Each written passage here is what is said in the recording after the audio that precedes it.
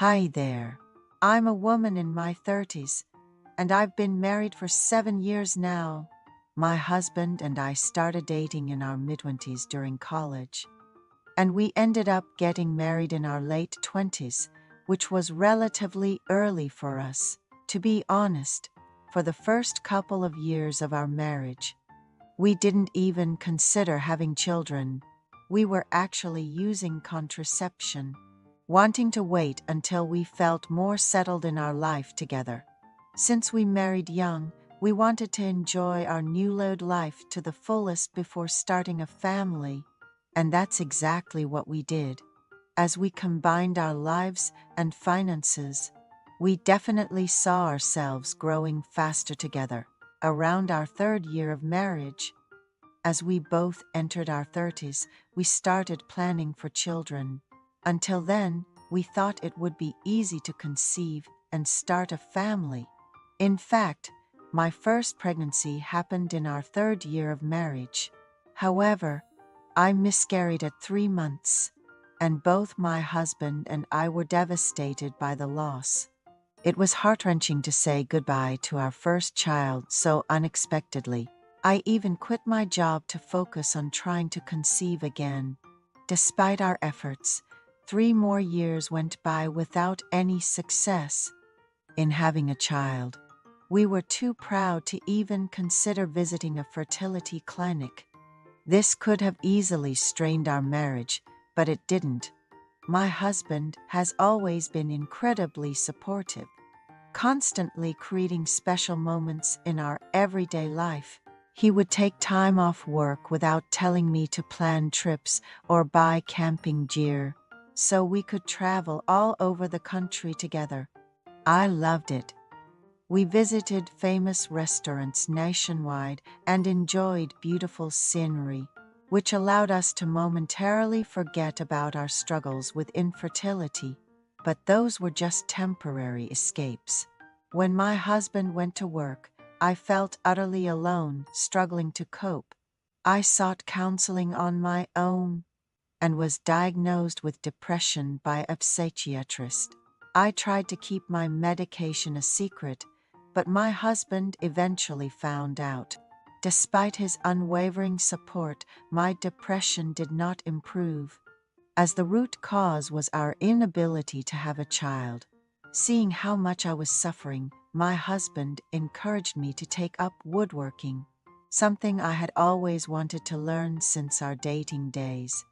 He gave me some money to enroll in a class, and I booked a one-day workshop at a local woodcraft studio. For the first time in a long while, I felt genuinely excited about learning something new. The class was a mix of various ages and genders. But what really took me by surprise was the instructor. A young, fit instructor in their mid to late 20s led the class. They made rounds to see how the students were doing with their work, and every time they spoke to me or took my hand to show me how to use a tool, my heart felt like it was going to burst out of my chest. My relationship with my husband had become more of an obligation, with our interaction revolving around timing for ovulation, trying for a baby, and facing repeated disappointments. There was no excitement left in it, leaving me feeling quite drained. However, being around the instructor sparked romantic feelings in me. Despite knowing it wasn't right, my heart and mind reacted before I could stop them, almost as if I had a crush on the instructor. Initially, I had intended to attend the class only occasionally, but I found myself constantly thinking about the instructor. This led me to sign up for a month-long course, which eventually turned into enrolling in advanced classes as well. A bond started to form between us, as I found excuses to contact them for help or questions. One day, curious about how it would feel to meet the instructor outside of class, I asked if I could join them on their trip to buy supplies, suggesting it in a hopeful manner. They agreed, saying it would be fun to explore the market together. I was so nervous about asking them that I spent a lot of time getting ready, picking out my clothes and doing my makeup before leaving the house. That day, we bought supplies and had lunch together, enjoying what felt like a date. The instructor would casually touch my shoulder or hold my hand when we were around a lot of people, and I welcomed these gestures, feeling thrilled by the contact. As these days accumulated, my feelings for the instructor grew. Initially, I thought of it as a simple admiration, similar to how one might feel about a celebrity or actor. But even on days when there were no classes, I found myself missing them, and thoughts of the instructor would sneak into my mind even when I was with my husband, making me wonder if my feelings were more than just admiration. I was incredibly confused by my feelings as well. I couldn't quite define it, but I found myself wrestling with the complex idea of loving two people at the same time. One day, when my husband was away on a business trip and I was left alone at home, I felt bored and impulsively decided to visit the workshop where the instructor worked. I arrived just as they were finishing up a class and starting to clean up. They noticed me and asked, "What brings you here?"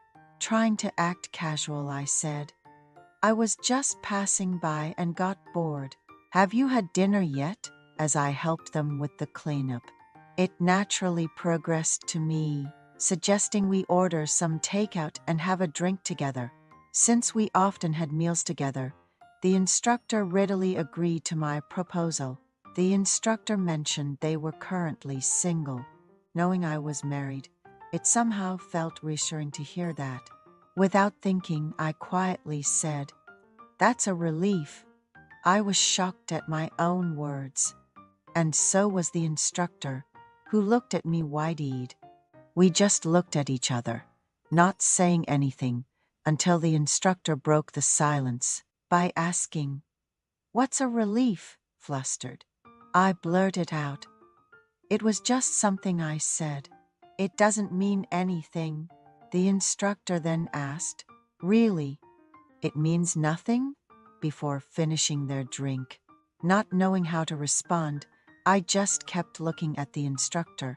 After finishing their drink, the instructor moved closer to me, and I found myself naturally drawn to them. That night, we ended up spending time together in the workshop. Even after that night, I continued attending the classes. The instructor began asking me to come in an hour early or stay back after class had ended, suggesting we spend a bit more time together. We also went on many dates under the pretext of buying supplies. It felt like the instructor and I naturally became closer. We drove to secluded spots and even visited restaurants. My husband had introduced me to just the two of us. This was during a time when my husband was deeply engrossed in his work, and I had become noticeably happier since starting my classes, so he was very supportive. In a way, I was comfortably engaging in an affair. Then one day, after feeling nauseous while eating, I took a pregnancy test and it came out positive. A doctor's visit confirmed I was 3 months pregnant, which meant the child was definitely my husband's, considering the timing of when I started attending the workshop. When I shared the news with my husband, he was overjoyed. He took me shopping for shoes and bags I had wanted, and even maternity clothes. Although it was still early, from the day he found out I was pregnant, he took over all the household chores, insisting I rest. Despite this, I continued to visit the workshop. Initially, I was just enjoying the dates, worried about possibly having a miscarriage again. As my pregnancy became more noticeable, the instructor started to find it odd. One day, They cautiously asked me if I was pregnant. I was so taken aback that I started crying.